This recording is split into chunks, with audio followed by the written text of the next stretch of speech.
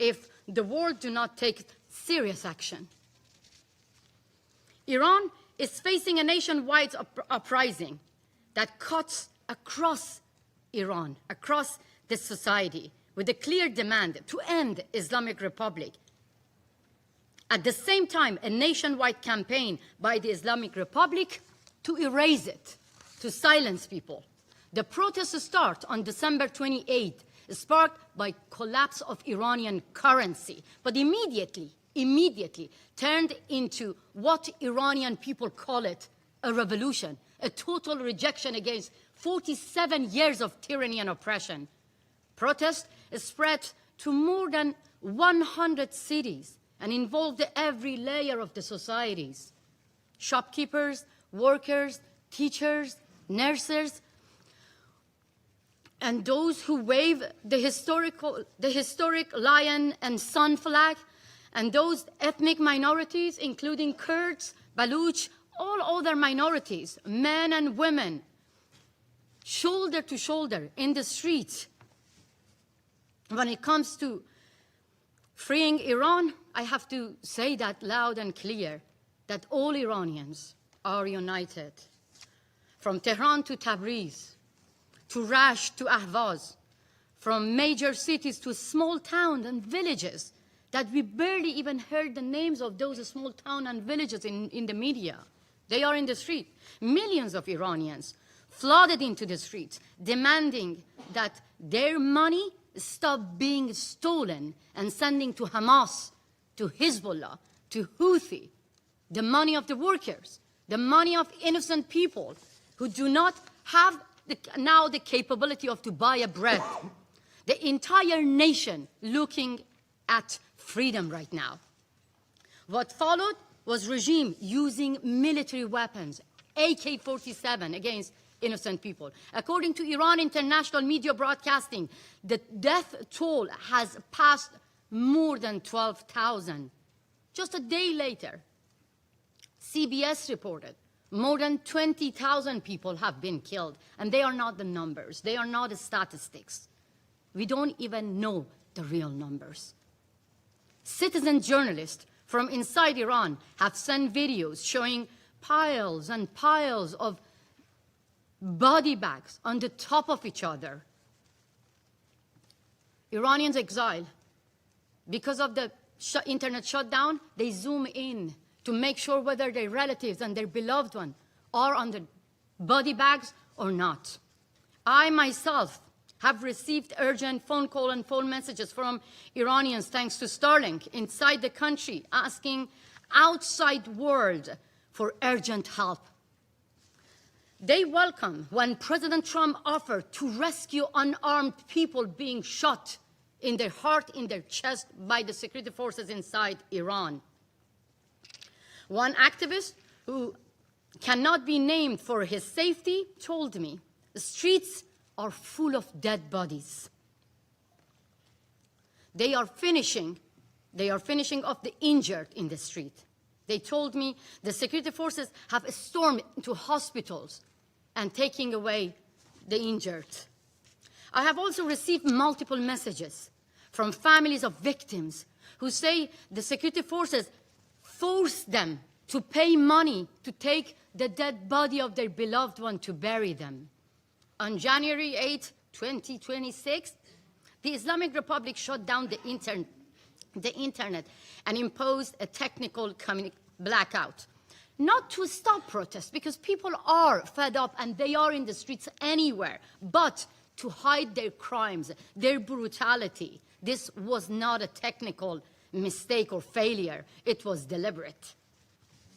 When a regime turns off the internet during mass killings, and at the same time, the leaders of the same regime using the privilege of freedom of speech on social media to mislead the rest of the world, it is not about restoring order. It is about destroying the evidence. If it was not for Starlink inside Iran, we couldn't have been able to have even these informations. The Islamic Republic does not limit its crimes within its own borders. They kill their opponents at home and target those who expose their brutality abroad. here, even here, on US soil, and every corner of the world, in Europe, in Canada, in Australia, everywhere. And they are not alone.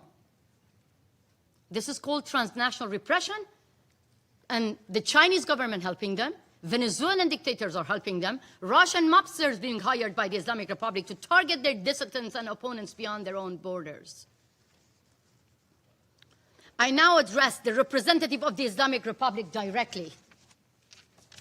You have tried to kill me 3 times. I have seen my would-be assassin with my own eyes in front of my garden in my home in Brooklyn.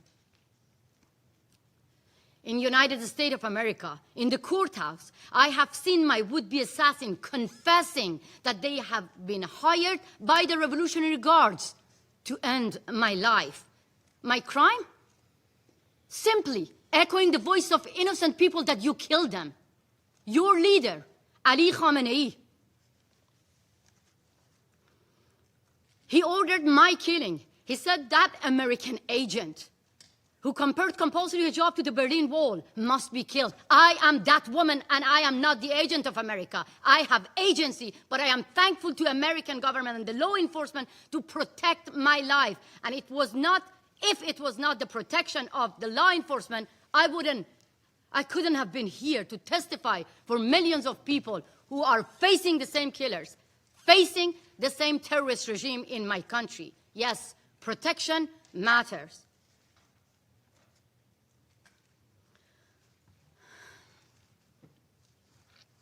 Unfortunately, I live with survivor's guilt because many Iranians do not have the same protection. The same IRGC with the same AK-47 killed them in front of the eyes of their family member.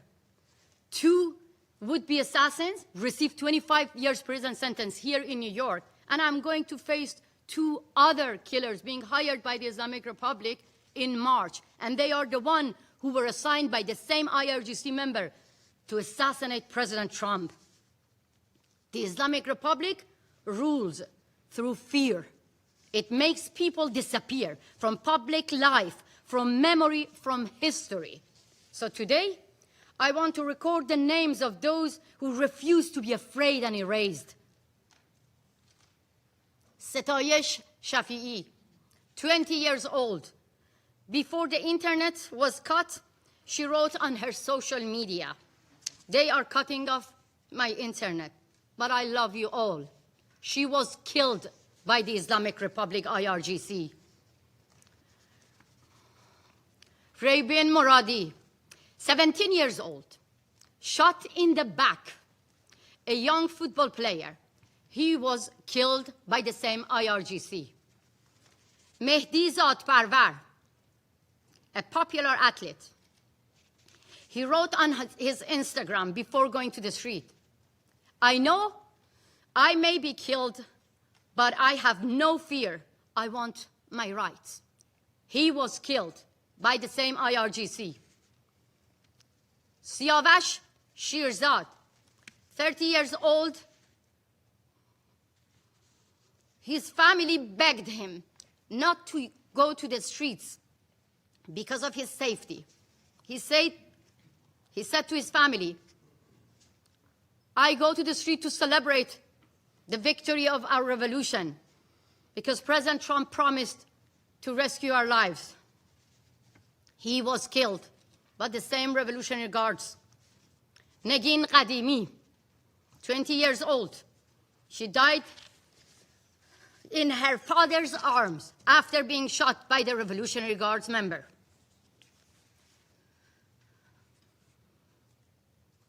I feel guilty that I don't name the rest. The list of names goes on and on.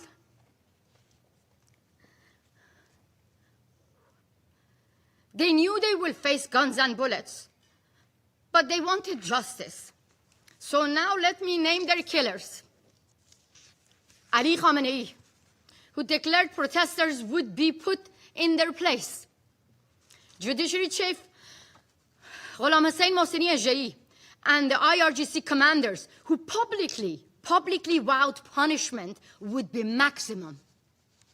Ali Larijani, who promised no mercy for those who questioned the regime, while his own daughter, his own family live here in the United States of America. They don't deserve to enjoy the privilege of freedom in America. Like the other children and relatives of the Ayatollah saying death to America, their relative live here in America.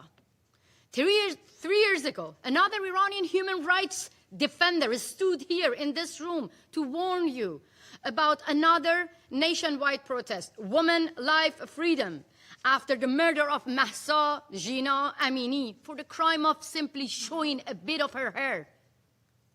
How many women are sitting here? You could easily get killed simply for showing your hair.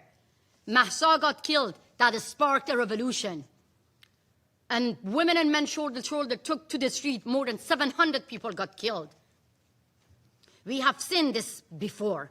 We have more names to remember. In 2009, Nida Agha Sultan, symbol of more than 100 people who got killed. They named President Obama to protect them. President Obama was looking to open the doors of diplomacy to a regime whose language of negotiating with its own people is guns and bullets. We've seen this in 2019 with Pouya Bakhtiari, who was killed in front of the eyes of his mother, Nahid Shirpishe. At the same time, President Biden was trying to keep the doors of diplomacy open, handing out billions of dollars to the regime that forced the family members to give money to the regime to take the dead body of their beloved one back. Faced with the regime using military weapons against civilians, the Iranian people are asking the world to help through actions, not back-to-back meetings and empty condemnation. We don't need empty words. People of Iran are asking the Islamic Republic, are telling you the Islamic Republic no longer can be reformed, and asking you that the Islamic Republic no longer be treated as a legitimate government.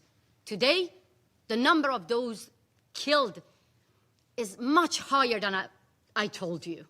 This regime, again and again, cannot be reformed. Let me be very clear. The Islamic Republic behave like ISIS, and the Islamic Republic must be treated like ISIS. This is how you can save lives. Thank you so much. I thank Ms. Al-Najjad for the briefing. I now give the floor to Mr. Ahmed Batibi.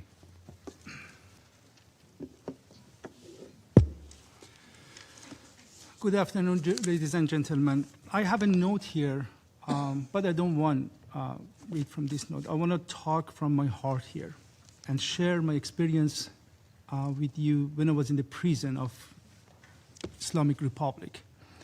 My name is Ahmed Batibi, Iranian-American journalist and human rights activist. A few years ago, when I was a student, the Iranian regime arrested me and sent me to jail for attending a demonstration, exactly that thing we see in the street right now in Iran. And they said that demonstration against the government, Islamic regime in Iran, is fighting with the government, and we are representative of the God, of Allah on the earth. And when you fight with our regime, it means you fight with God. And based of the Islamic rule, Sharia, your punishment is death. They gave me capital punishment. They sent me jail. They kept me 2 years in solitary confinement. They tortured me, many torture, including fake execution. They killed other people and kept me there. I watched them, how they die to torture me. For 3 times they did that. They cut my body and put salt on my body. I can show you, if you do not believe me, I can show you my body right now to see the sign of these cuts. They torture mentally and physically. for many reasons. One of the demand they had was bring me front of the camera of state TV to tell to people I'm a spy of United States. They torture me. I go and say I got money from the United States, Mossad, Israel, CIA, to run demonstration against the government. I never did that, but they torture me to do that. Exactly same situation we have in Iran right now. If you see the state TV, you see many innocent people. They came in the streets, just chant their rights, and the Iranian regime put them in front of the camera, and they say that, yes, we are agent of this Mossad. And right now I'm here. After 1 decade of the prison, I had this chance to escape from the prison. And this country, the United States of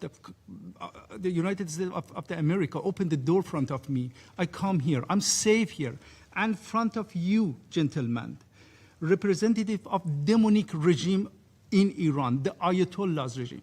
When we are talking about Iranian regime, we do not talk about a normal regime. We are talking about demonic cult. They have their own ideology. They have gun, they have money, and their mission is exporting their ideology to other countries. I don't want to talk about the details, but this is their mission. They have a technique.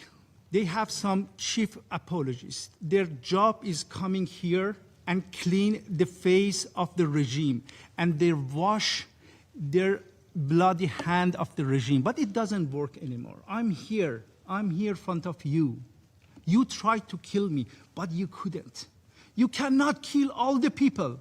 And don't laugh, sir, don't laugh at me. Because a day come, we come top of your head, and you have to go court and answer for all those things you do here today, sir. Don't laugh at me. Don't laugh at me. 2 days ago, I was talking to someone who worked for government. He said that. In the media, you see that. They say 12,000 people died just during these days we have demonstration. That's correct. But the accurate number is much, much more than that. Because the Iranian regime buried the people, the dead people, without any identification. They do not give chance to their family even go and get their body, and they bury them in unknown cemeteries. The number of dead people is much, much more than this. I was talking to an activist in Iran. He said that many of those people right now killing people in the street, they are Iranian regime proxy forces. Hashto Shabi from Iraq, Hezbollah from Lebanon, Fatimiyun or I don't know, Zainabiyun, they are Afghan people. He said that many of these people shoot us. They cannot even talk Farsi, and they talk Arabic with Iraqi accent. Everything I have to say details, Masih said that I don't want to get the time. But the only thing you have to know that, sir, you saw a lot of bravery during these days from Iranian people. But it's not enough. You cannot go fight with a demonic regime like Islamic Republic, which has gun, ammo, money, power, and everything. We need your help. Not just condemning something or say that, no, it's bad, don't do it. We need actual act. We need physical act. I want to talk to the President of the United States, Mr. Donald Trump. I appreciate you, President. Everything you do is awesome. But during these days, you encourage people to go in the street. That was the good thing. But don't leave them alone. They need your help. You encourage them, and they are in the street. Please listen to them. They are chanting. They say what they want. They need your help.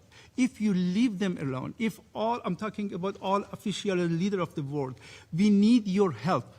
If you leave them alone, we cannot change the regime in Iran.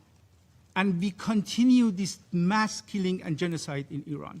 Thank you so much. I thank Mr. Batibi for the briefing. I now give the floor to those council members who wish to make statements. I give the floor to the representative of the United States.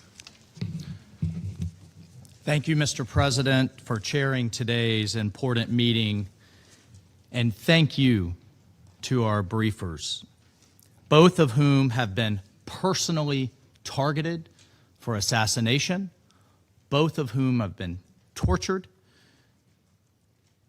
at the hands of this brutal regime. Thank you for your courage, thank you for your strength, and for coming today to speak on behalf of the Iranian people. Colleagues, let me be clear.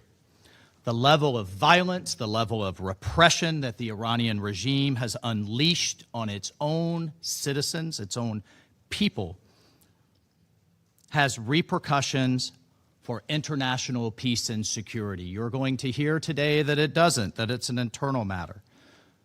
Absolutely wrong and false. This demands this council's attention.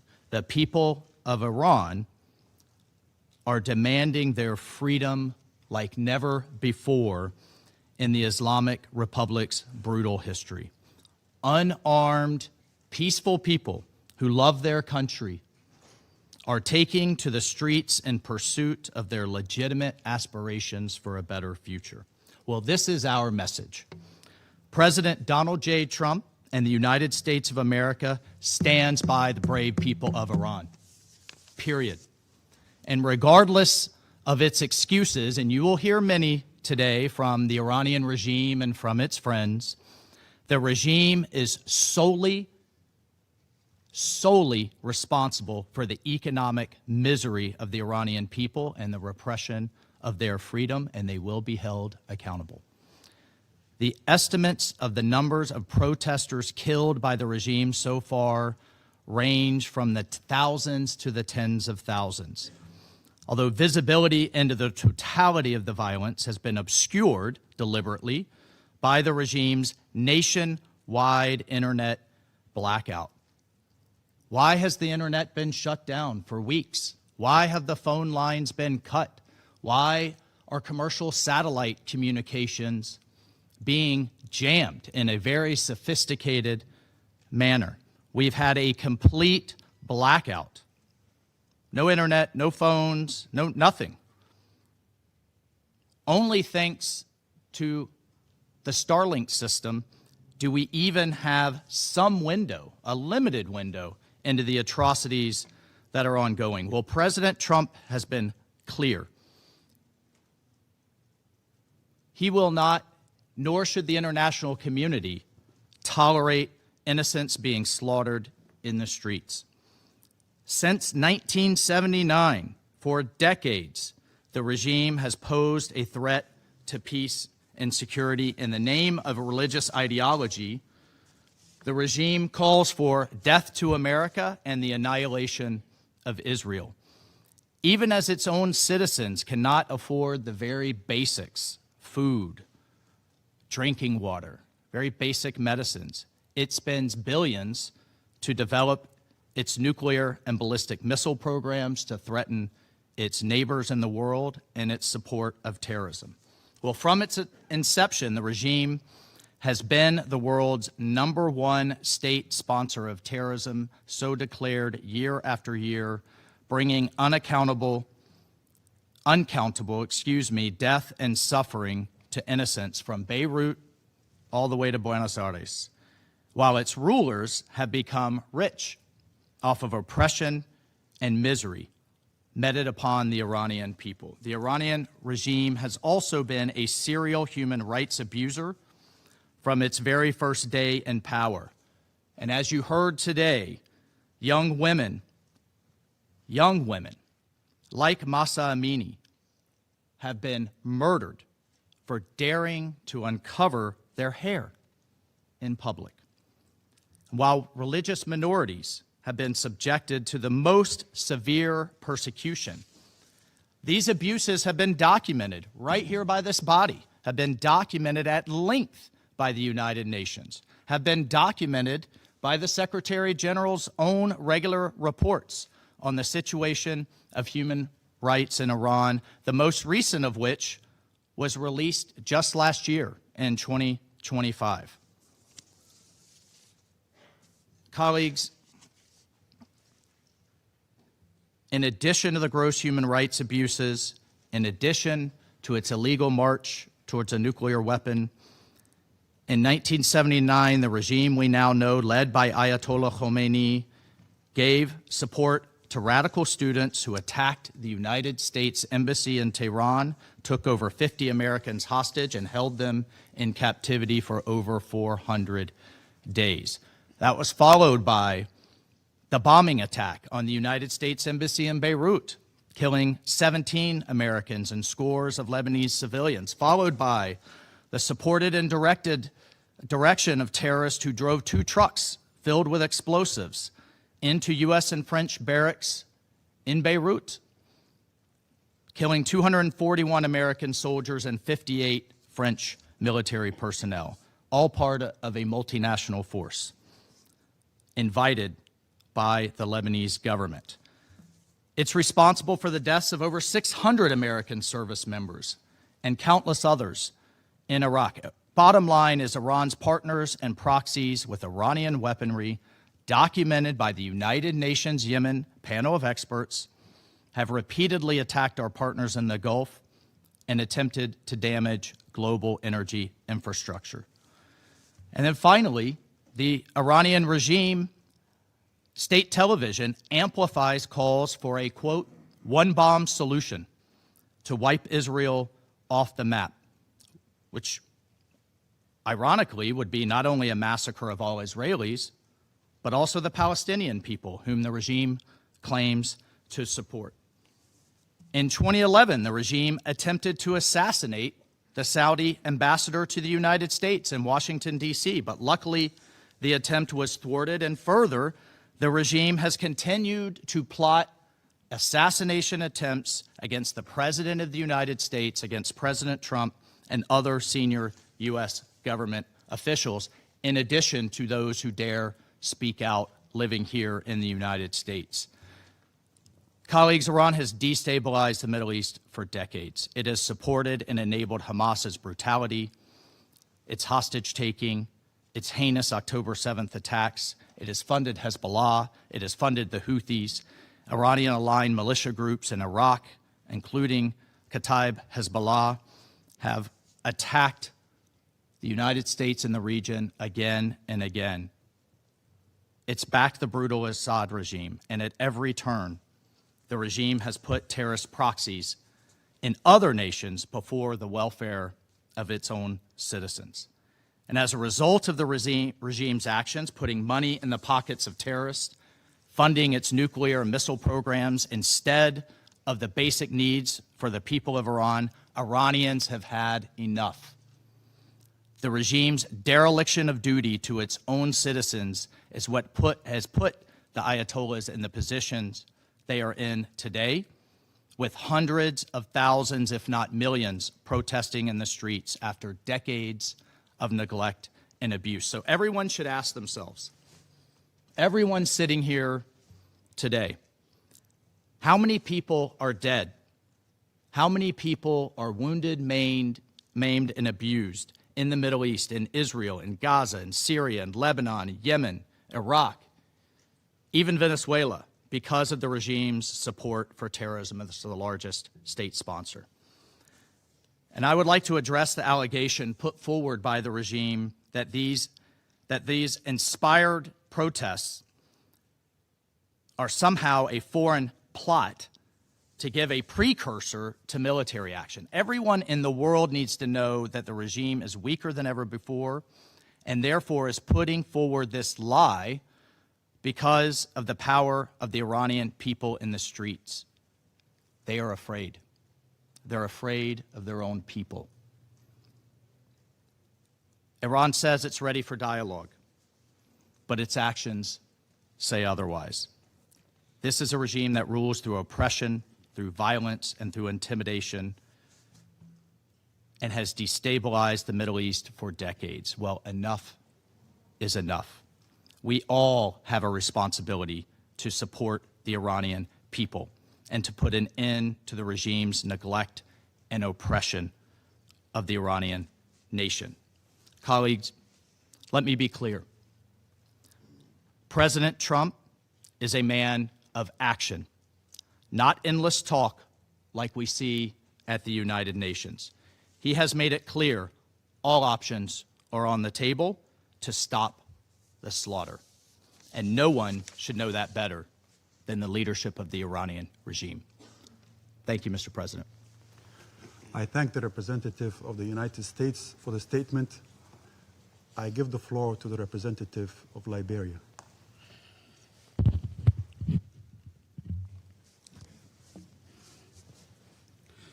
Thank you, Mr. President. I have the honor to deliver this statement on behalf of the A3 members, namely the Democratic Republic of the Congo, Somalia, and my own country, Liberia. The A3 thanks Assistant Secretary General for her comprehensive briefing, and we listened carefully to the remarks offered by civil society representatives. We welcome the representative of the Islamic Republic of Iran to this meeting. Mr. President, we underscore the importance of respecting human rights, fundamental freedoms, and the legitimate aspirations of peaceful demonstrators, and call upon all parties to exercise maximum restraint and protect civilians. The A3 notes reports of ongoing protests and demonstrations across numerous cities and provinces involving a broad cross-section of the Iranian population, including youth, women, workers, and members of minority communities.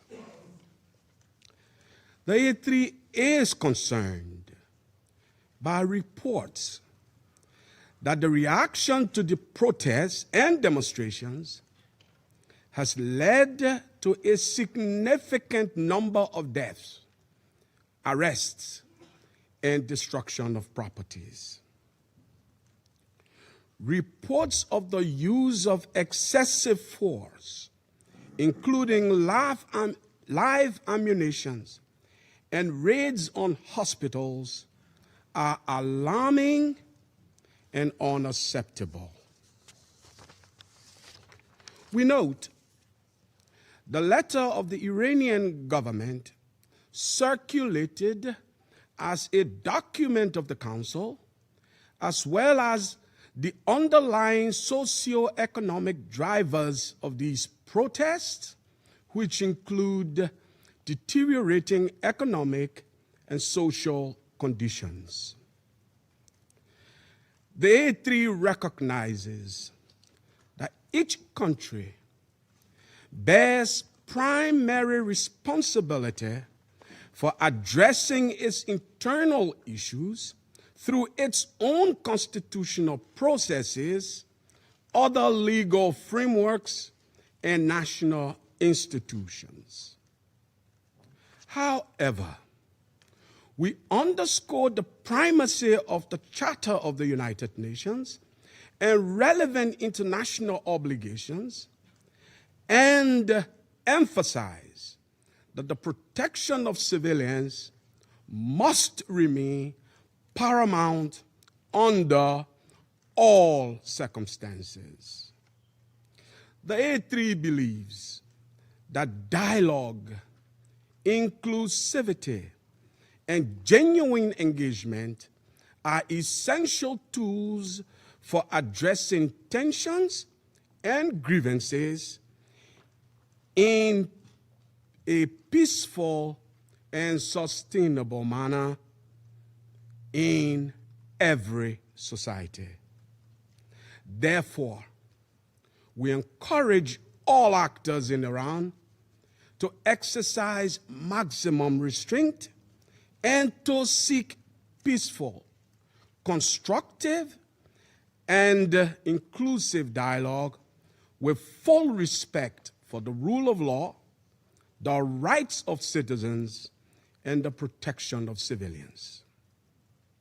Mr. President, the A3 emphasizes the necessity to respect the sovereignty and territorial integrity of Iran and feels compelled to remind leaders of their obligations to their citizens, including the right to live in peace, security, and express themselves within the boundaries of the law.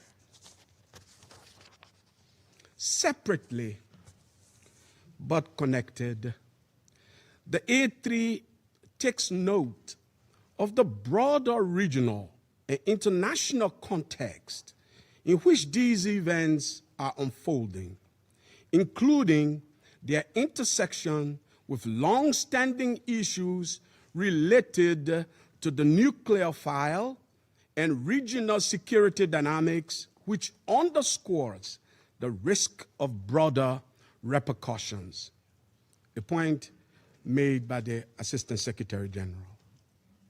And so in this regard, the A3 reaffirms the central role of the global non-proliferation regime, including the Treaty on the Non-Proliferation of Nuclear Weapons.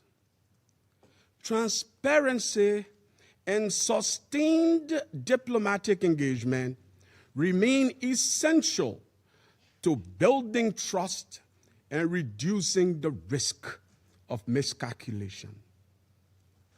We encourage all concerned parties to refrain from rhetoric or actions that could escalate tensions and instead prioritize dialogue and confidence-building measures that support regional and international stability.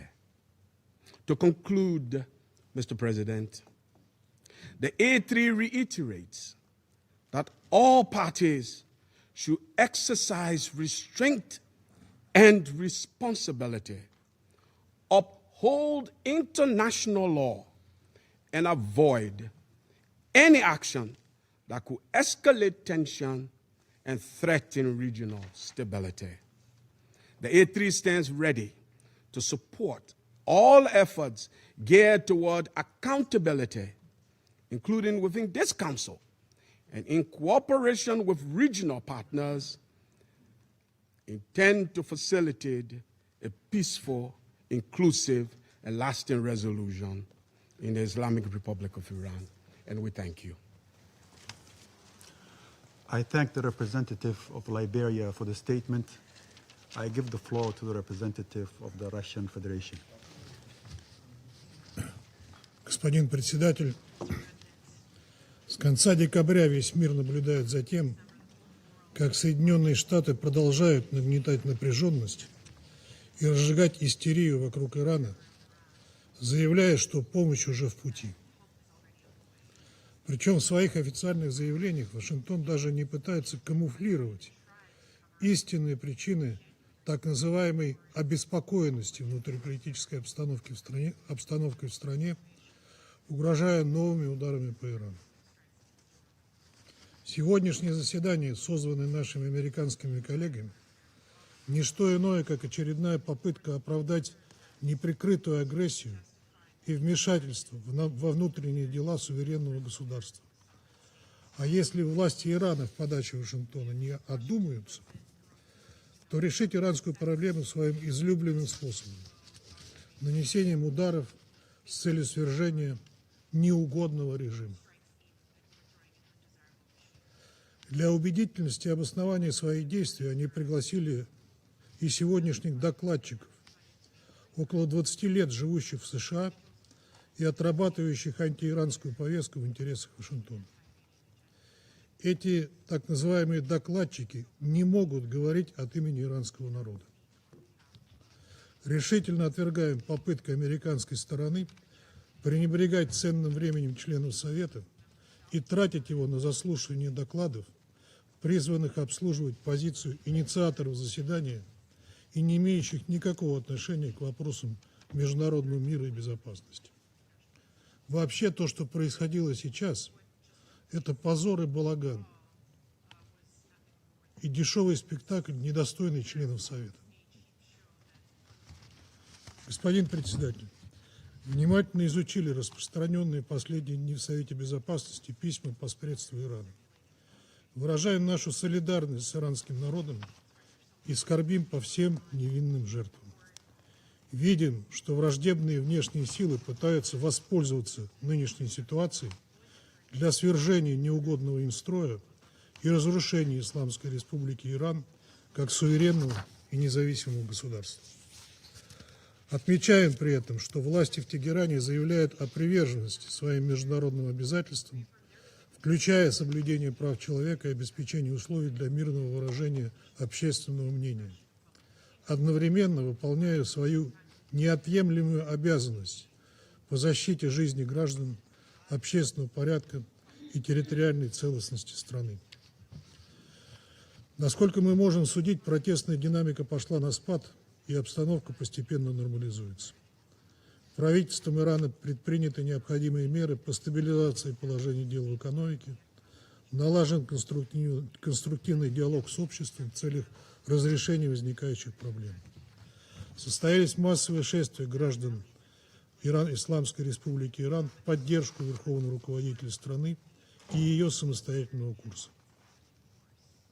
Российская Федерация убеждена, что сегодняшнее заседание Совета должно рассматриваться через призму его мандата по поддержанию международного мира и безопасности и соблюдения норм международного права, а не внутриполитической обстановки в Иране. Нарушение этих норм и принципов в нынешней ситуации очевидно. К ним относится звучащая в последние дни крайне опасная и безответственная риторика руководства США, вплоть до прямых призывов к захвату государственных институтов в Иране и угроз оказания помощи протестующим. Подобные заявления являются ничем иным, как открытым подстрекательством к насильственному изменению конституционного строя суверенного государства.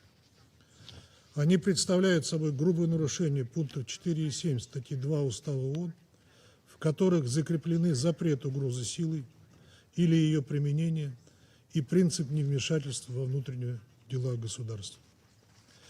Господин председатель, события на улицах иранских городов в последние дни выходят далеко за рамки мирных протестных акций. Зафиксированы факты применения огнестрельного оружия, убийств сотрудников правоохранительных органов и гражданских лиц, поджоги медицинских и общественных учреждений, а также нападения на объекты экстренных служб. Эти действия не могут быть прикрыты ширмой свободы выражения общественного мнения или защиты прав человека. Происходящее в Иране является очередным примером использования апробированных методов цветных революций, в которых специально обученные вооруженные провокаторы превращают мирный протест в бессмысленные бесчинства, погромы, уничтожение общественного имущества, жестокие убийства правоохранителей, сотрудников органов госбезопасности и мирных митингующих, в том числе детей. Как мы уже видели не раз на примере целого ряда государств, все эти действия совершаются по указанию или при поддержке внешних сил, заинтересованных в так называемой смене режима. По сути, в нынешней ситуации эти самые внешние силы даже не утруждают себя сокрытием собственной причастности к насильственным действиям. Учитывая, что президент США открыто призвал участников демонстрации к захвату иранских органов государственной власти. Американская сторона и ее группа поддержки активно использует экономические и социальные проблемы простых иранцев, возникшие по причине незаконного санкционного давления на Иран со стороны западных стран для нагнетания общественной напряженности и дестабилизации внутриполитической обстановки. Нынешняя ситуация явным образом вписывается в провозглашенную Вашингтоном и поддерживаемую его союзниками политику максимального давления на Тегеран в целях продвижения собственных политических интересов на Ближнем Востоке. В ход идут все возможные средства. Причем речь идет не только о незаконных односторонних санкциях, применяемых в обход Совета Безопасности и грубо нарушающих принципы Устава ООН, а также бесцеремонном шантаже других государств повышением торговых тарифов. Наши западные коллеги не чураются использования СБ в качестве инструмента продвижения своей оторванной от реальности повестки. Ярчайший пример стремления Великобритании, Франции и Германии создать иллюзию восстановления антииранских резолюций Совета за счет якобы задействованного ими механизма снэпбэк, который был предусмотрен резолюцией Совета 2231. В качестве обоснования использовались измышления западных стран о некой угрозе международному миру и безопасности, исходящей от мирной ядерной программы Ирана. И это при том, что гендиректор МАГАТЭ в своих докладах по данному вопросу ни разу не приходил к подобным выводам и не фиксировал свидетельства конверсии ядерного материала на военные цели. А весь кризис вокруг выполнения СВПД был спровоцирован именно Вашингтоном и его односторонним выходом из ядерной сделки в 2018 году. Тем не менее, Евротройка продолжает продвигать свой несостоятельный нарратив и усугублять раскол в Совете Безопасности. Наибольшую обеспокоенность вызывает агрессивный курс Вашингтона на использование военной силы и угрозы ее применения в отношении Исламской Республики Иран. Осуждаем подобные действия, какими бы аргументами они ни обставлялись, как представляющие собой грубейшее нарушение международного права и устава ООН. Настоятельно призываем горячие головы в Вашингтоне и других столицах, вынашивающие планы повторения военной авантюры, одуматься и не допустить трагедии июня 2025 года, когда американо-израильская агрессия едва не обернулась серьезной ядерной катастрофой с неизбежными гуманитарными и экологическими последствиями. Требуем от США и их единомышленников отказаться от очередных безрассудных решений и шагов, в том числе в отношении ядерных объектов.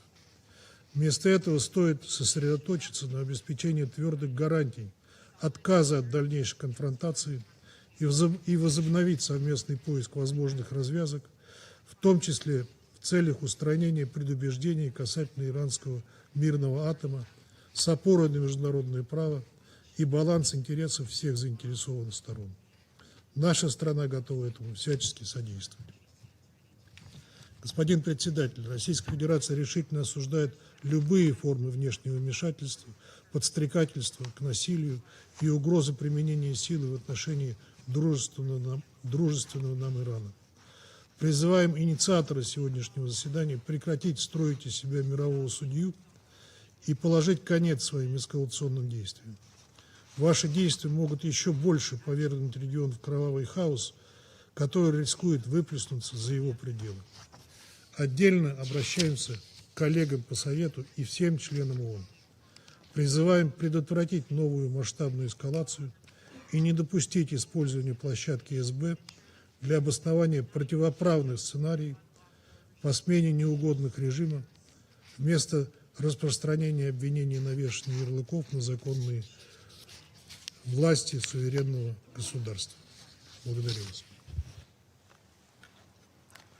I thank the representative of the Russian Federation for the statement. I give the floor to the representative of Greece. Mr. President, I would like to thank Assistant Secretary General for Africa, Ms. Martha Pebi, for her briefing, as well as Ms. Ali Nejad and Mr. Batebi for their testimonies today. Mr. President, Greece is following developments in Iran with deep concern. The continued escalation of violence and the use of force against protesters, the loss of human life, among them children, and the widespread arrest are utterly condemnable. Fundamental rights, including the inherent right to life, the freedom of expression and the freedom of assembly are universal rights and must be fully respected by all without discrimination or exception. Any form of violent repression is unacceptable, and this all the more true when it results in the loss of life. Violence of this kind must be absolutely condemned. The use of force against individuals exercising fundamental rights can never be justified and must always be unequivocally rejected. The death penalty imposed merely as a result of them exercising a fundamental right constitutes an affront to justice. Such unjust actions gravely undermine respect for human dignity and fundamental rights. It is very important that no sentences be carried out against those demonstrating in favor of freedom. Mr. President, colleagues, at the same time, Greece recalls that full respect for international law and for the Charter of the United Nations remains paramount. Current developments on the ground, no matter how dire, should not lead to a further escalation. No matter how difficult, dialogue remains the only viable path forward for the rights and the prosperity of the Iranian people. Greece firmly believes that this is the only way to address legitimate social grievances, prevent further violence, and avert the risk of a wider regional conflagration.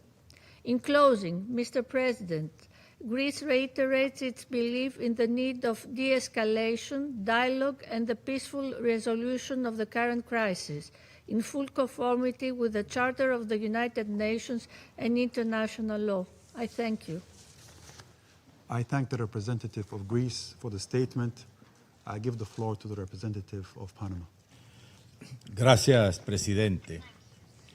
Expresamos nuestro agradecimiento a la subsecretaria general adjunta para África del Departamento de Asuntos Políticos y de Consolidación de la Paz, Marta Povio, por su detallada presentación, y al señor Ahmad Batevi y la señora Masi Alinejad por sus respectivas presentaciones.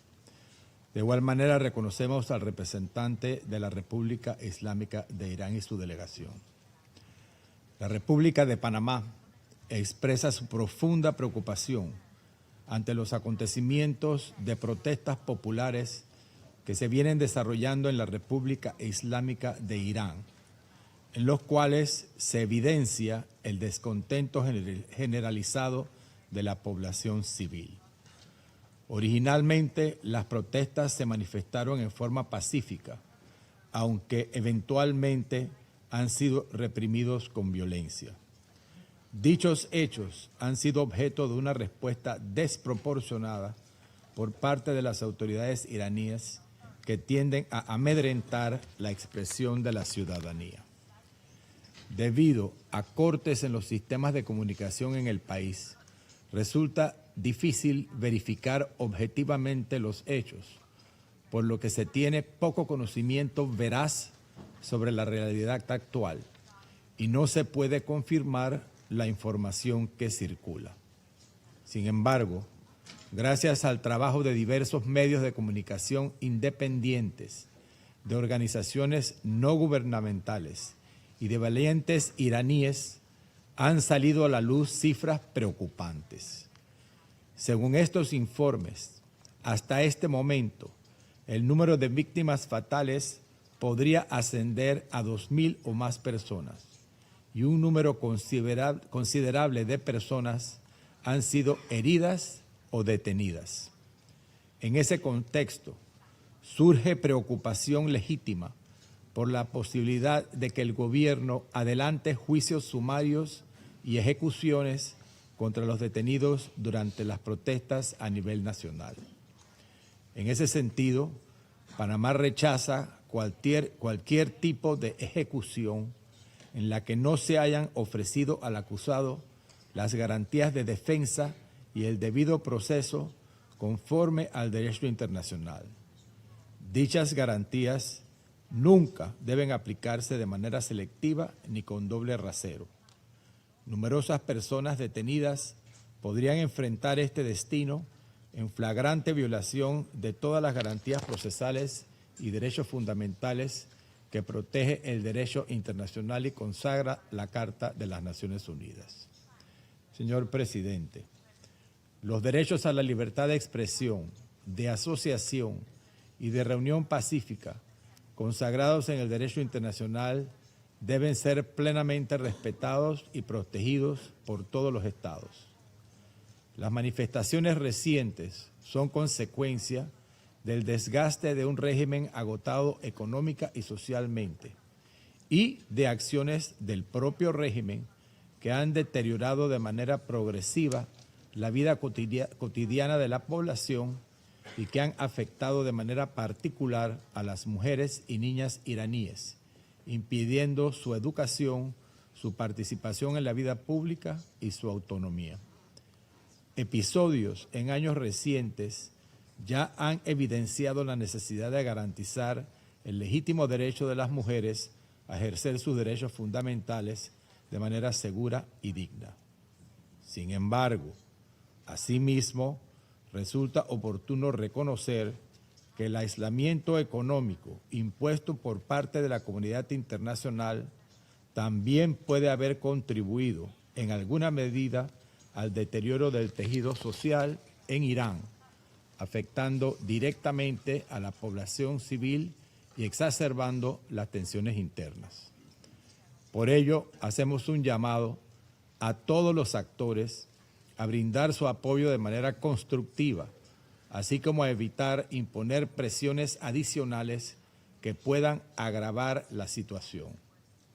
Es fundamental que la comunidad internacional actúe con gran responsabilidad y prudencia, procurando no generar efectos adversos de consecuencias impredecibles que afecten aún más a la ya sacrificada población iraní o contribuyan a escalar tensiones para evitar que el remedio que se recete resulte peor que la enfermedad. Por otro lado, instamos a las autoridades iraníes que pongan fin de inmediato y que eviten toda acción violenta o desproporcionada contra la población civil y que faciliten de manera urgente un espacio constructivo para el diálogo pacífico. Del mismo modo, alentamos medidas que garanticen el acceso a la información y la comunicación, incluyendo la restauración de servicios que hayan sido interrumpidos, pues la transparencia es condición esencial para generar confianza y prevenir una mayor escalada de tensiones. Es fundamental que se respeten los derechos humanos, se garantice la seguridad de la ciudadanía y se atiendan de manera efectiva las demandas legítimas de la sociedad a fin de restablecer condiciones de estabilidad en el país. Muchas gracias. I thank the representative of Panama for the statement. I give the floor to the representative of Pakistan. President, I thank Assistant Secretary General Martha Poby for her briefing on behalf of the Secretariat. Let me also note the importance of objectivity and competence as regards the briefings by a civil society for an informed discussion. And needless to re-emphasize here the respect for decorum of this council. President, we have been carefully observing developments in Iran and the region in recent days. New threats to regional peace and stability are emerging at a time of heightened tensions and does remain a serious cause of concern. Iran is an immediate neighbor of Pakistan and a brotherly country. The people of our two nations share deep-rooted historical, friendly, cultural, and religious bonds. We hope for an early normalization of the situation in Iran and express support for all diplomatic efforts aimed at regional peace and stability. A stable and peaceful Iran is in the interests of Pakistan, the region, and beyond. We have full confidence in the wisdom of the Iranian people and leadership rooted in their rich culture, ancient civilization, history, and resilience to address all challenges. President, the fundamental principles and objectives of the United Nations Charter are inviolable and sacrosanct.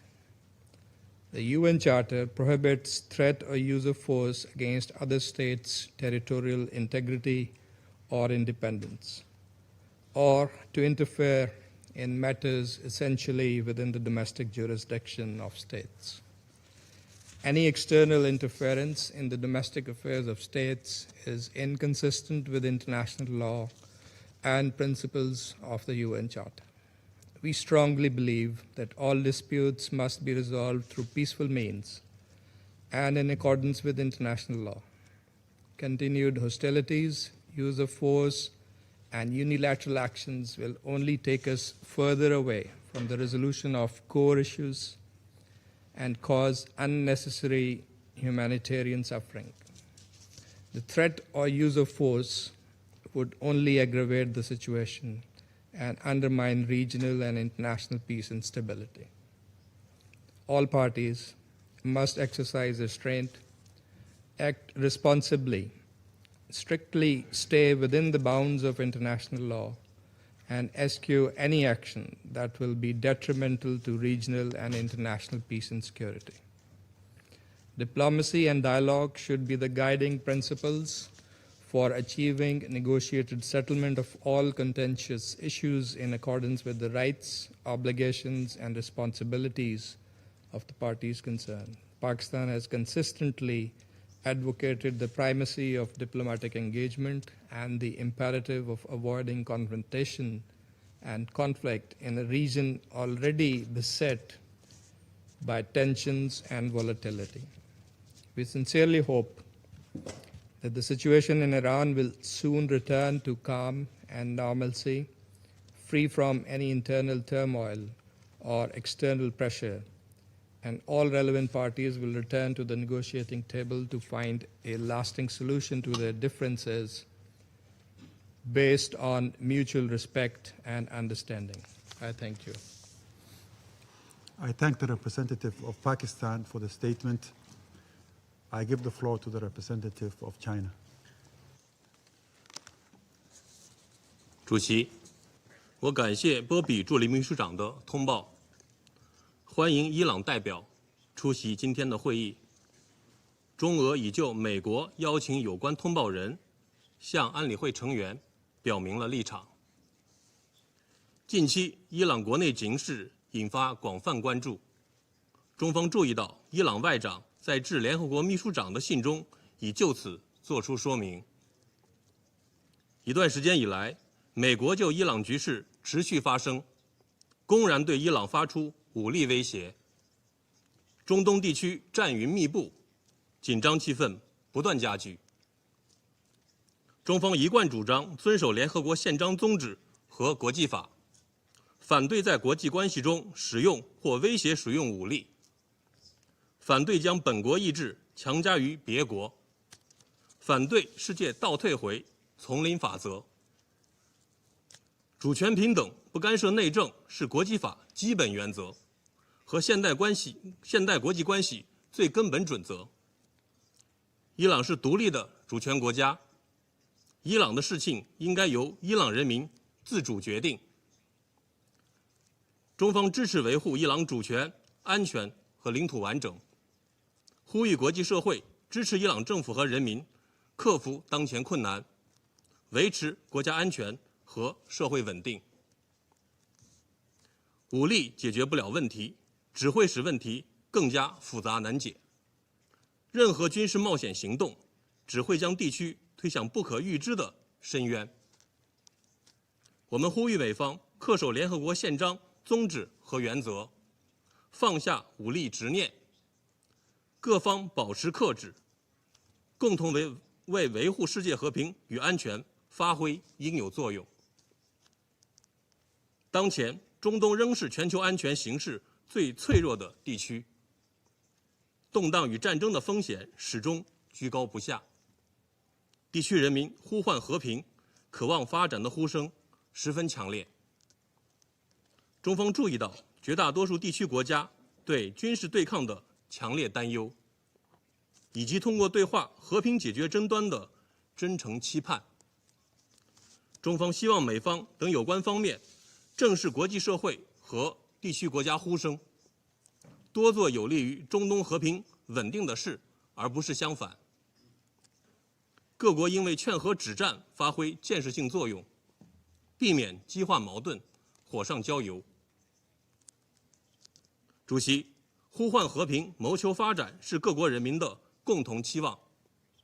历史一再证明，迷信武力、一味施压、妄加干涉，只会制造更多的冲突和仇恨。任何国家都没有权利决定别国的命运，任何凌驾于国际法之上的行为都不能被允许。我们呼吁国际社会站在历史正确一边，站在公平正义一边，为维护中东地区和平稳定、维护世界和平安宁做出不懈努力。谢谢主席。I thank the representative of China for the statement. I give the floor to the representative of Bahrain. شكرا السيد الرئيس. تتابع مملكة البحرين عن كثب تطورات الوضع في الجمهورية الإسلامية الإيرانية بقلق بالغ، وتدعو السلطات في إيران إلى ضبط النفس وتجنب أي تصعيد أو عنف قد يؤدي إلى خسائر فادحة في الأرواح والممتلكات، فضلا عن تداعيات خطيرة على أمن واستقرار المنطقة. كما تتقدم المملكة بخالص التعازي والمواساة إلى أسر وذوي الضحايا المتضررين من هذه الأحداث المؤسفة. وفي ظل هذه التطورات الأخيرة، تؤكد مملكة البحرين مجددا أن المسؤولية الأساسية عن تعزيز وحماية حقوق الإنسان تقع على عاتق الدولة وفقا لالتزاماتها بموجب القانون الدولي، بما في ذلك المواثيق والمعاهدات والأعراف الدولية ذات الصلة. كما تؤكد مملكة البحرين ضرورة الحفاظ على المصالح العليا للشعب الإيراني وتلبية تطلعاته تحقيقا للأمن والاستقرار في البلاد والمنطقة. وفي الختام السيد الرئيس، وانطلاقا من التزام مملكة البحرين بتعزيز السلام والاستقرار إقليميا وعالميا، تؤكد المملكة ضرورة تفادي أي تطورات قد تكون لها تداعيات إقليمية أوسع. وشكرا السيد الرئيس. I thank the representative of Bahrain for the statement. I give the floor to the representative of the United Kingdom. Thank you, President, and thank you, Assistant Secretary General Pobi, Masi Alinejad, and Ahmad Batebi. We welcome this timely meeting. The United Kingdom is appalled by the reports that potentially thousands of people in Iran have been killed and many more arrested in the most brutal repression of public protests in decades. Despite the regime's near total internet shutdown, videos emerging from Iran indicate that reports may underestimate the full scale of horror currently underway. The regime will claim that these protests were instigated by foreign-backed forces, but lies and propaganda cannot justify its actions. This behavior is not an aberration for this regime. It is the latest manifestation of the repression and brutality we have witnessed time and time again. Let me be clear. We condemn the regime's actions in the strongest possible terms. We pay tribute to the courage of the Iranian people, particularly Iranian women. Once again, they are bravely voicing their aspirations to live in freedom and dignity in the face of repression and violence. As my Prime Minister stated, alongside his French and German counterparts, we urge Iran to respect the fundamental rights and freedoms of its people, including the right to protest without fear of violence or repression. Iranian authorities must protect their people, not brutalize them. Iran must urgently change course. We have delivered this message directly to Foreign Minister Araghchi. As the G7 has made clear, we will act alongside our partners to impose additional restrictive measures if it does not. As my Foreign Secretary has said, the world is watching. The United Kingdom will continue to confront the regime's misinformation, call out its repression, and support regional peace and security. Thank you. I thank the representative of the United Kingdom for the statement. I give the floor to the representative of Denmark. Thank you, Mr. President. And thank you to the Somali presidency for acting swiftly to convene this meeting. The gravity of the situation in Iran warrants this timely discussion. I'd also like to thank Assistant Secretary General Poby for her briefing and the civil society briefers, Mrs. Aline Majad and Mr. Batebi, for sharing their insights and personal experiences. Mr. President, once again, the Iranian people have taken to the streets to bravely voice their demands for a better life, a life in freedom, dignity, and prosperity. And once again, they have been met with sheer brutality and ferocious violence. We're deeply concerned by the reports of several thousand protesters killed by the Iranian security forces. And as we've heard from Assistant Secretary General Poby, more than 18,000 arrested. Iran's brutal crackdown on the protesters is unacceptable. We strongly condemn these killings, as well as the use of violence, arbitrary detention, and intimidation tactics by the security forces against the protesters. These actions must stop. All Iranians must be able to express their grievances peacefully and without fear. We urge the Iranian authorities to exercise maximum restraint from unnecessary and disproportionate use of force. We stand in full solidarity with the Iranian people while they exercise their rights to freedom of expression, association, and peaceful assembly. We call on Iran to comply with its obligations under international human rights law and to ensure unhindered access to information and communication, including access to the internet, for all Iranians. Mr. President, loud and clear, again and again, we hear the Iranians lift their voices for a better life, for their lives, for their rights to be respected. For too long, the leaders in Tehran have not heeded this call. The time has now come for the government of Iran to finally listen, to respond to the will of its people through peaceful means. We urge them to start today. I thank you. I thank the representative of Denmark for the statement. I give the floor to the representative of Colombia. Gracias, señor presidente, por convocar este briefing. Extiendo mi agradecimiento a la subsecretaria general para África, así como a los briefers por sus reportes. Señor presidente, Colombia reafirma, como lo ha hecho históricamente en esta organización y también desde su primer día como miembro electo de este Consejo, que su posición se guiará siempre por el derecho internacional y los principios de la Carta de las Naciones Unidas, el compromiso con la paz, la solución pacífica de controversias, el respeto por la soberanía y la no injerencia en los asuntos internos de los estados y el respeto a los derechos humanos aplicables en todo contexto y sin excepciones. La libertad de expresión, de reunión pacífica y de asociación son derechos universales, consagrados en el derecho internacional de los derechos humanos, cuya vigencia no admite excepciones ni relativizaciones. Estas libertades deben garantizarse en todo el mundo, sin tratamientos diferenciados, como condición esencial para la legitimidad, la paz y la democracia.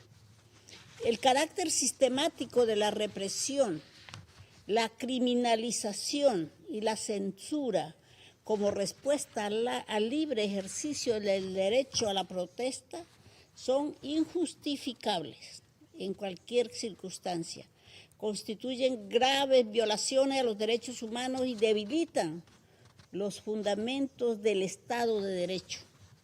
En este contexto vemos con profunda preocupación los hechos que están teniendo lugar en Irán, incluido el uso de la pena de muerte y otras formas de represión como respuesta a manifestaciones pacíficas. También Nos alarma la aplicación de procesos judiciales acelerados que no garantizan el debido proceso, en abierta contradicción con las obligaciones internacionales.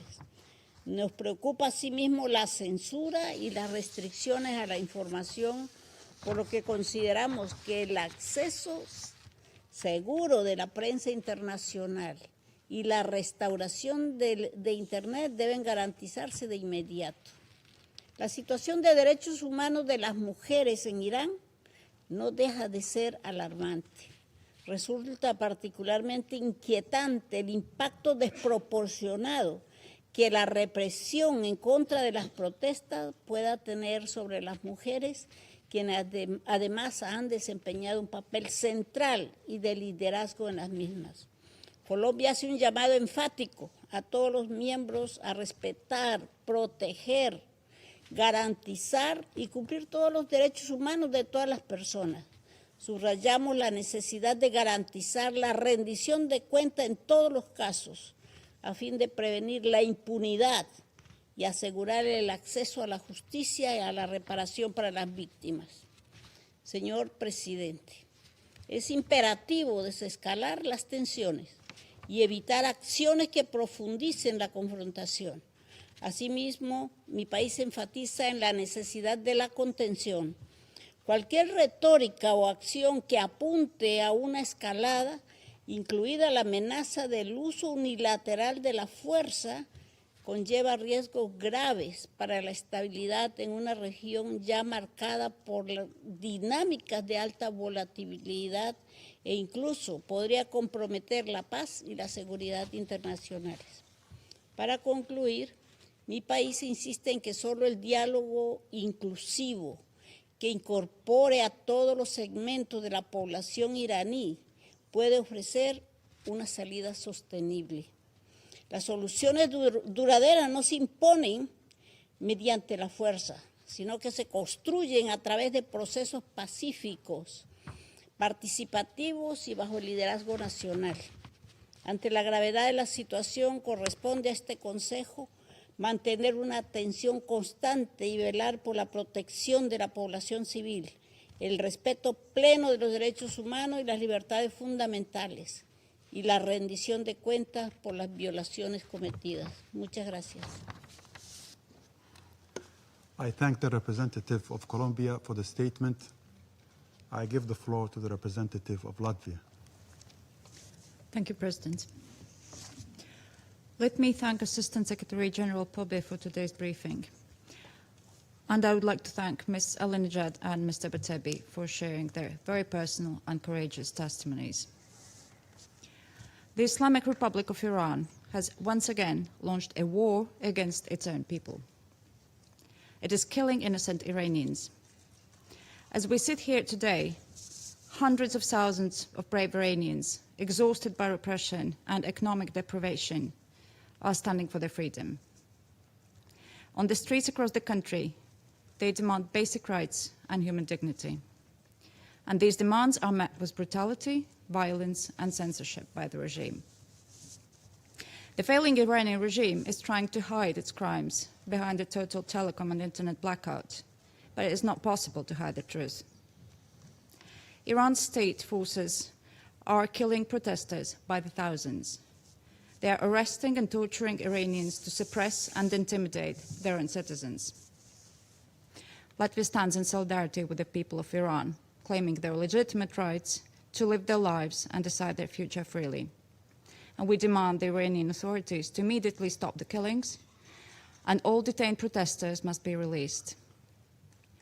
All unjustifiable court sentences and threats of execution must be seized. For decades, the Iranian regime has been playing a destabilizing role across the Middle East and beyond. It continues to pursue its illegal nuclear program. It has persistently avoided re-establishing credible, verifiable cooperation with the IAEA. The regime has supported, financed, and armed various proxy forces and terrorist groups, including Hamas, Hezbollah, Houthis. This has gravely undermined regional security and prosperity. The continued material support of the Iranian regime to Russia's war of aggression against Ukraine is despicable. Iranian weapons and technology are used to destroy also Ukrainian cities and commit atrocities against the Ukrainian people. Because Iran has chosen to supply and support the aggressors, while its own people have been driven to despair. Mr. President, for far too long, the Iranian regime has posed an unacceptable threat to global peace and security, and we condemn in the strongest possible terms the brutal actions of the regime and reiterate our support to the brave Iranian people, and I thank you. I thank the representative of Latvia for the statement. I now give the floor to the representative of France. Merci, Monsieur le Président. Je remercie Madame la sous-secrétaire générale, Marta Pobi, ainsi que Madame Massi Alinejad et Monsieur Ahmad Batebi pour leurs exposés. Nous sommes réunis aujourd'hui pour évoquer la situation en Iran et les présentations qui viennent d'être faites nous ont dépeint l'extrême gravité de ce qui est en train de s'y passer sous nos yeux. Depuis le 28 décembre dernier, une intolérable violence d'État s'abat sur les manifestants qui se sont mobilisés à travers l'Iran pour exprimer de façon pacifique leurs aspirations légitimes à la dignité, à la liberté, au respect de leurs droits fondamentaux. Les victimes innocentes de cette répression se comptent désormais en milliers.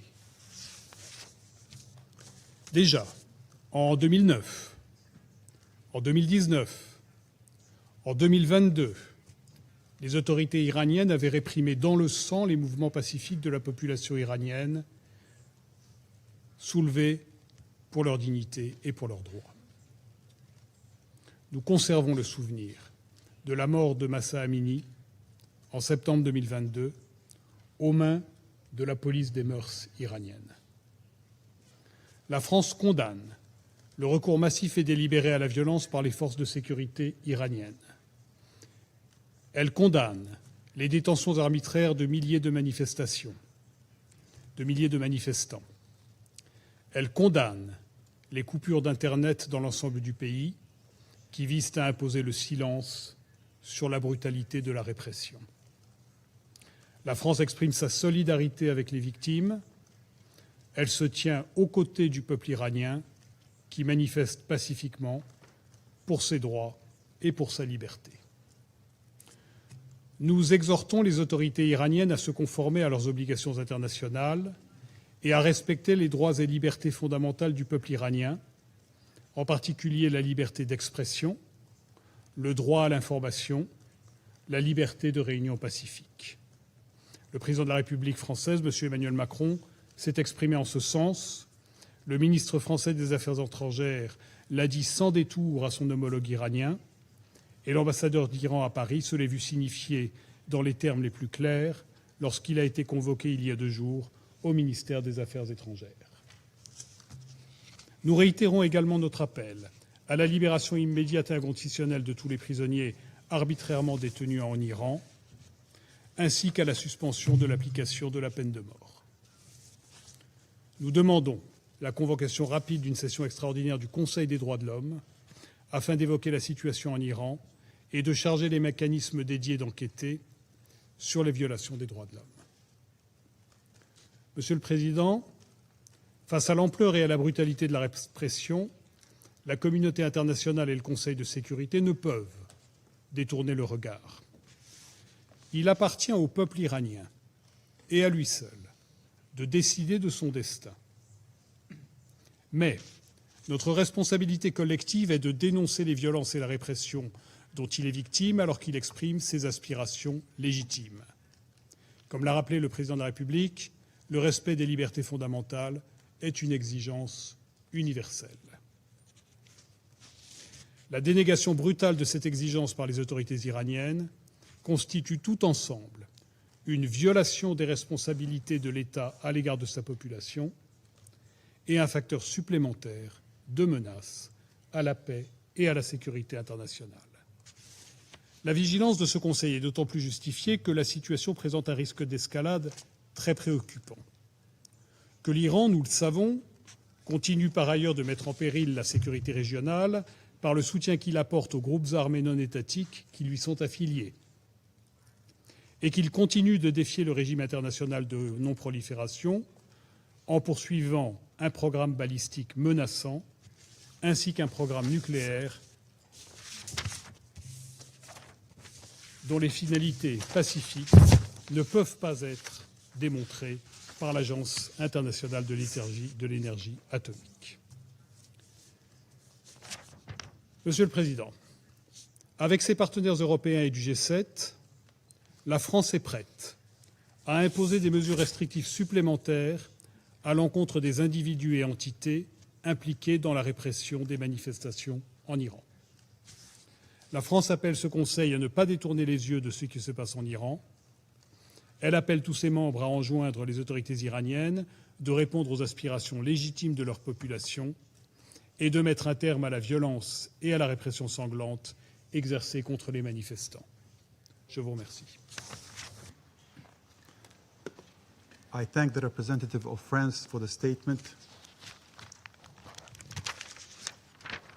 I now give the floor to the representative of Islamic Republic of Iran.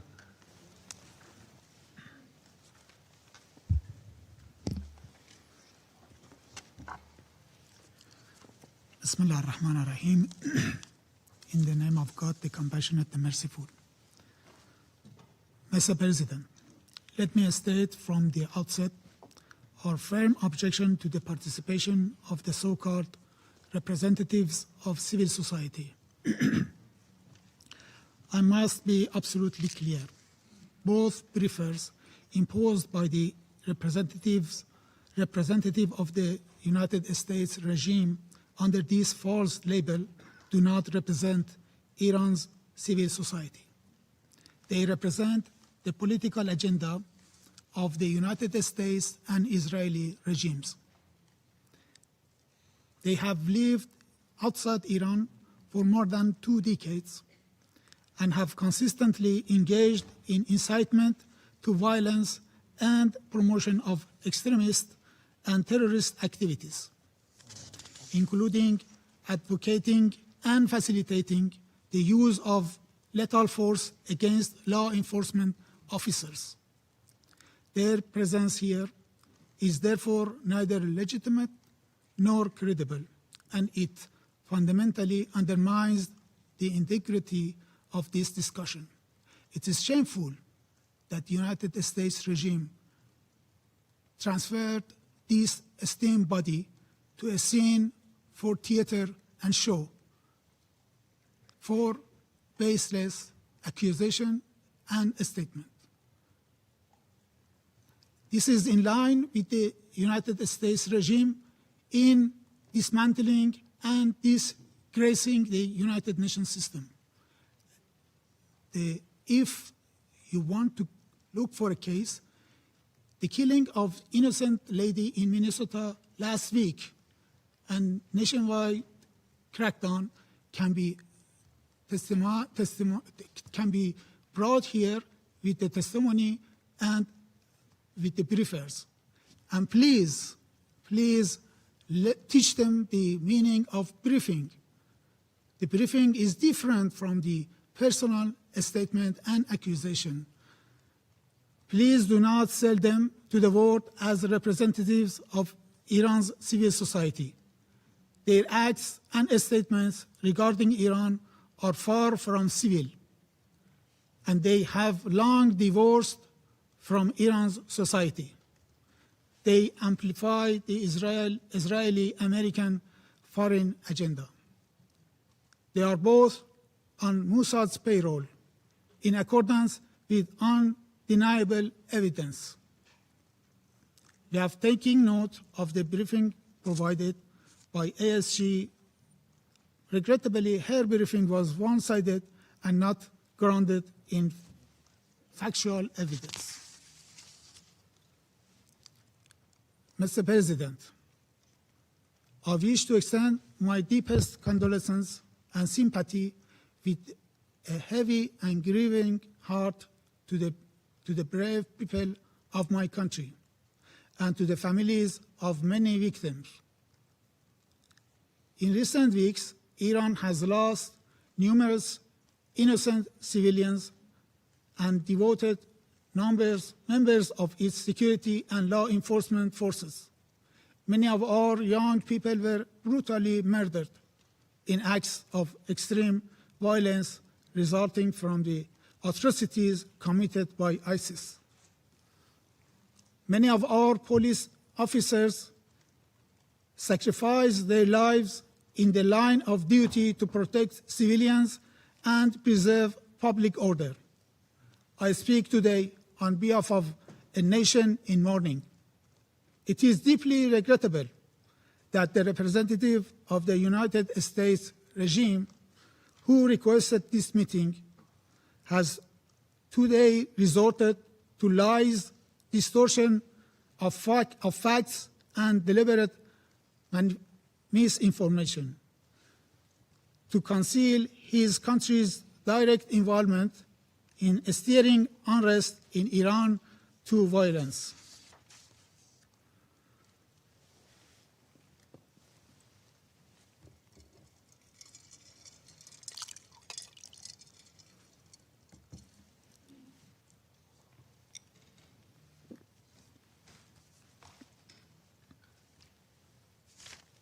In fact, the United States request for this meeting is shameful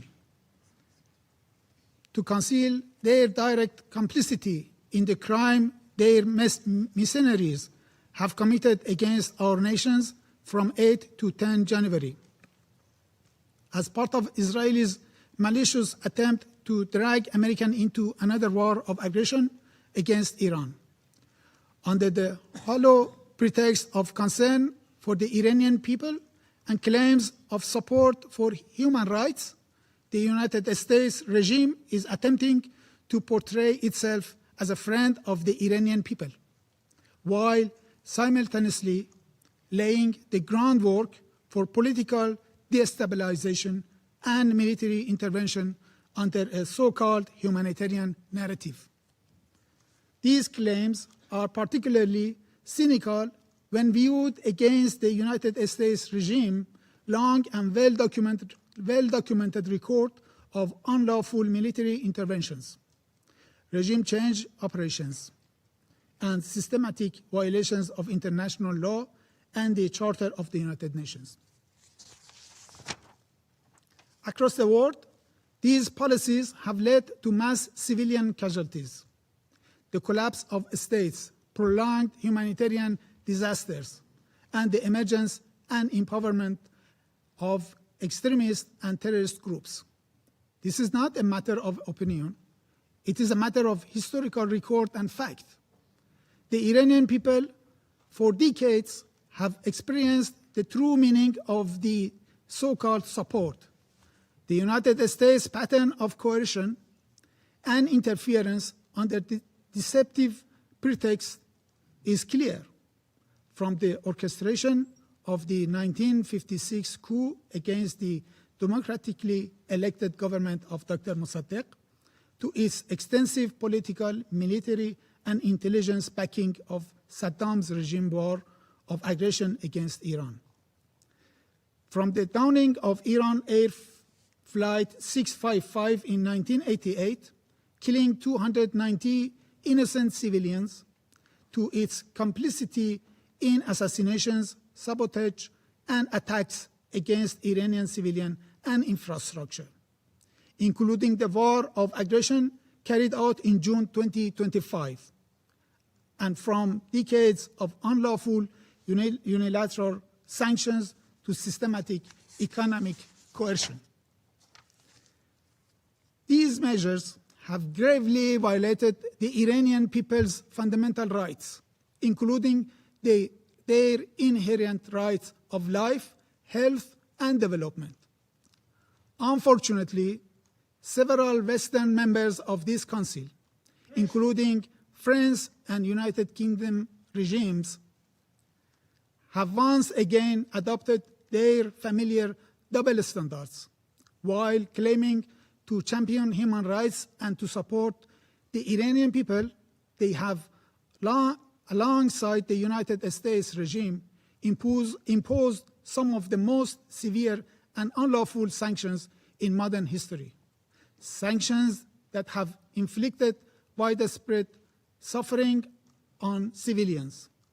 At the same time, they have failed to condemn, let alone sanction, the Israeli regime for its acts of genocide and crimes against humanity. Mr. President, between 8 and 10 January 26, the people and government of the Islamic Republic of Iran were confronted with ISIS-style acts of terrorism and extreme violence across the country.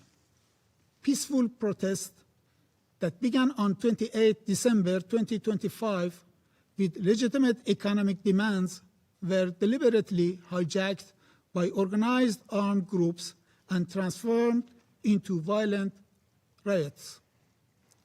Documented cases include beheading, people being burned alive, police officers and ordinary citizens beaten to death, widespread use of firearms, and the deliberate torching of ambulances, fire engines, health facilities, residential buildings, and places of worship. These were not isolated incidents. They reflect a clear and systematic pattern of organized violence. A significant number of police officers were killed or severely injured. These heavy casualties demonstrate the extreme brutality of terrorist elements. The situation is, in fact, very simple. The United States regime and its accomplices, particularly the Israeli regime, cannot evade responsibility for the innocent blood that has been shed in my country. Unable to achieve their objectives through the 12-day war of aggression against Iran in June 2025, they have now sought to pursue the same goals through political destabilization, internal unrest, and chaos. This strategy relies on manufacturing casualties, spreading false and inflated figures, and creating a pretext for foreign intervention. It is a familiar script, one that has been used repeatedly from Iraq to Libya and to Venezuela.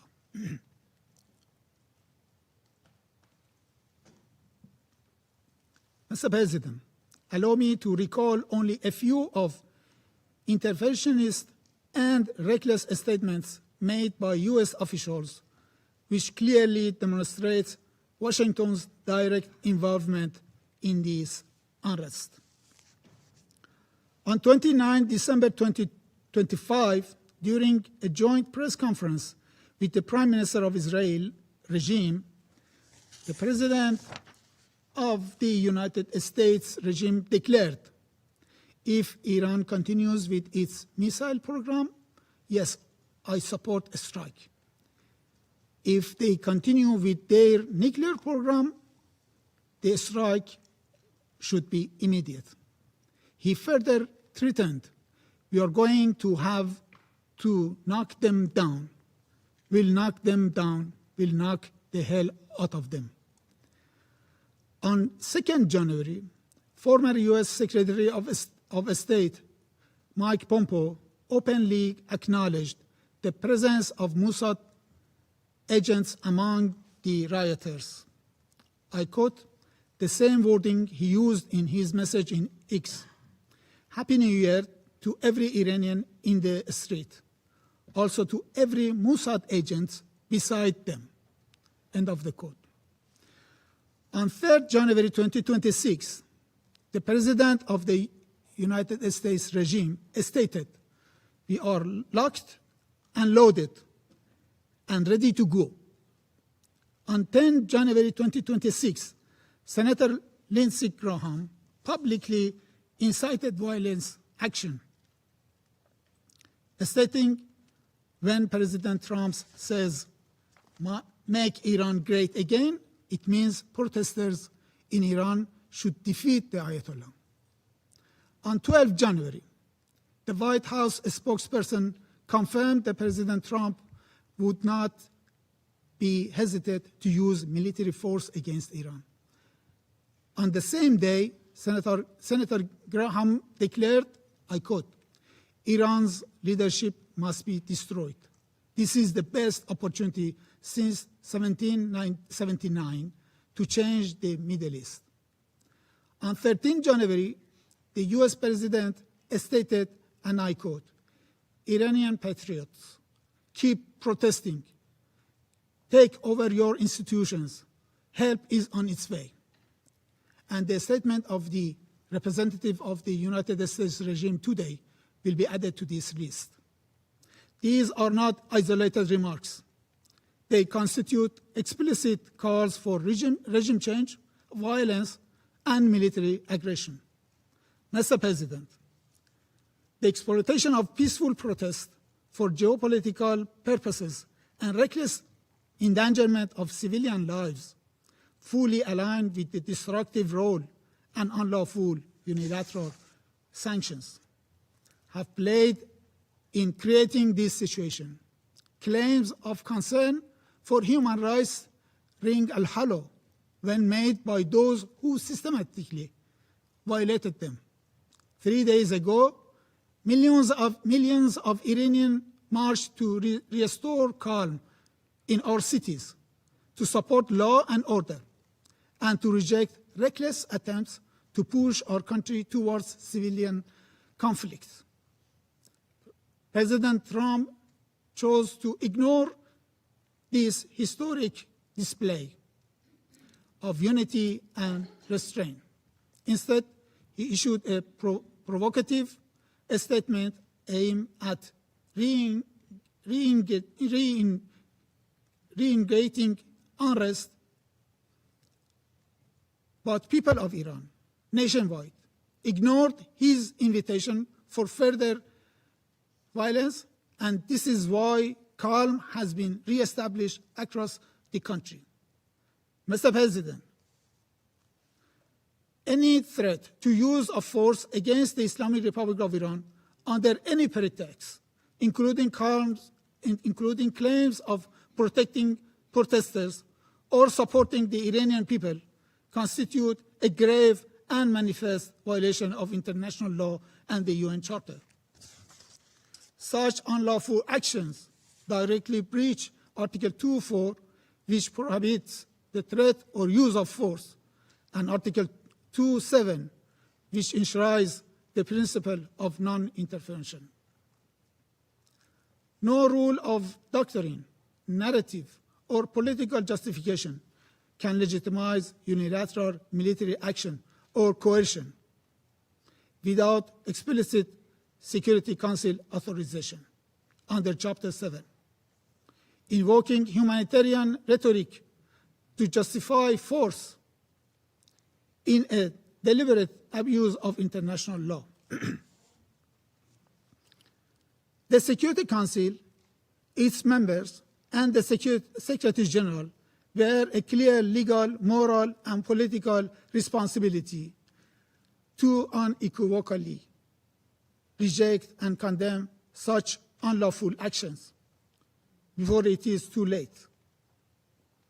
The credibility of the United Nations and the survival of the Charter itself now depend on whether this fundamental prohibition is upheld or eroded by one of its own permanent members.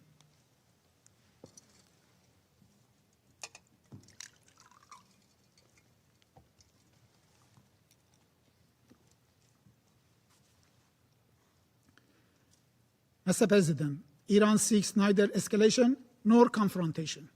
However, any act of aggression, direct or indirect, will be met with a decisive, proportionate, and lawful response under Article 51 of the Charter. This is not a threat.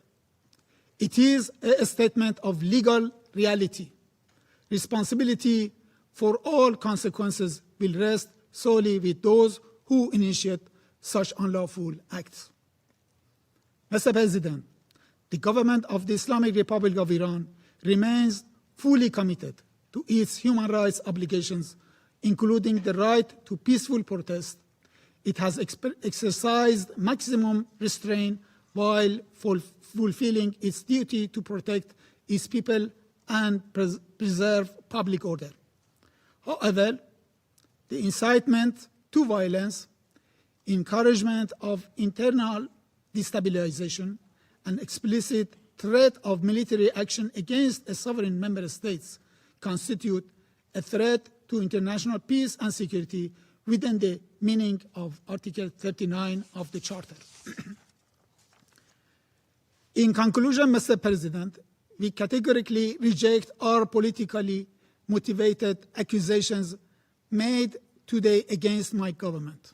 The facts on the ground contradict the fabricated narratives presented by the United States regime and its allies at this meeting. U.S. fabrications of the senseless killing of protesters neither reflects reality on the ground, nor would it whitewash Americans' crimes against the great people of Iran. The allegation that the government of the Islamic of Iran has killed peaceful protesters is quite distortion of the facts on the ground.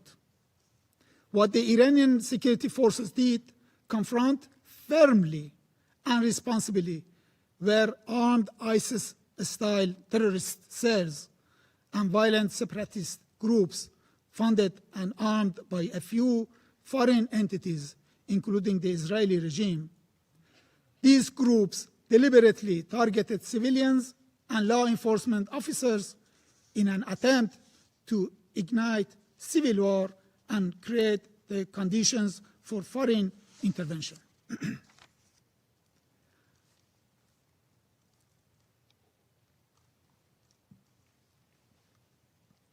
The claim that internet restrictions were imposed to conceal harm to our own people is equally false. On the contrary, temporary limitations were necessary to protect Iranian nation from evil operations that foreign agents, including Israeli one, are conducting against the safety of the nation. It was also absolutely vital to prevent huge cyber attacks against Iran and its infrastructure, and to disrupt communications among terrorist networks, coordinating terror operations from within our cities. I thank you, Mr. President. I thank the representative of the Islamic Republic of Iran for the statement. There are no more names inscribed on the list of speakers. The meeting is adjourned.